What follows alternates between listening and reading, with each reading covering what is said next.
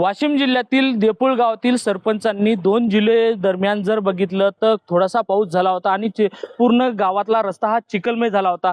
अनेक गाड्याचा हा घसरून पडत असल्याचं चित्र हे समोर आलं होतं। त्यानंतर जर बघितलं तर देपूळचे जे सरपंच प्रमोद गंगावणे यांनी इथं एक आंदोलन केलं होतं आणि पाण्यात बसून आणि त्याच्यानुसार त्यांनी मुख्यमंत्री देवेंद्र फडणवीस यांना एक आवाहन केलं होतं, मी भाजपचा एक सरपंच असून माझ्या गावातली परिस्थिती। आणि त्यानंतर जर बघितलं तर 2 दिवसातच जर म्हटलं 5 जुलैलाच या रस्त्याची दुरुस्ती झाली आहे। आणि नेमकंच आपल्यासोबत आता हे सरपंच आहेत, नेमकीच काय झालं होतं दादा आणि काय परिस्थिती होती?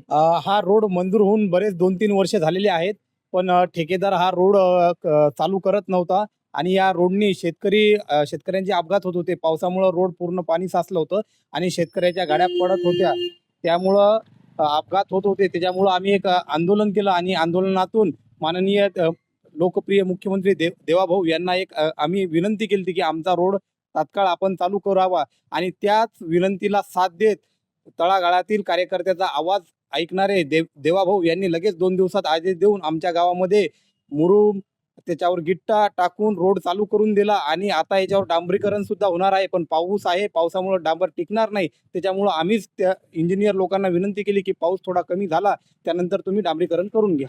नक्कीच ही जे आंदोलन केलं होतं याची नेमकीच तारीख तुम्हाला माहिती आहे का? कधी? हा 2 जुलै रोजी मी हे आंदोलन केलं होतं आणि लगेच त्याच्यानंतर एक 4-5 जुलैला हा रोड चालू झाला होता।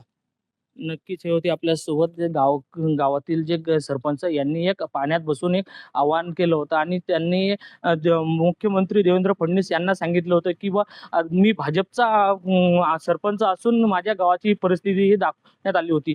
त्यामुळं आता कुठेतरी या रस्त्याची मागील 1 महिन्यापूर्वी जी घटना घडली होती तेच 2 दिवसातच या रस्त्याची पूर्ण दुरुस्ती करण्यात आली आणि आता समोर येणाऱ्या दिवसात डांबर टाकून या रस्त्याची पूर्णतः काम होणार असल्याचं सरपंचांनी सांगितलंय।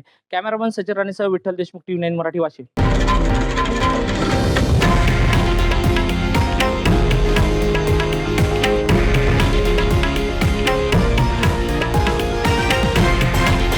हे आहे देशातील नंबर 1 न्यूज नेटवर्क आणि आपण पाहत आहात TV9 मराठी, एकमेव।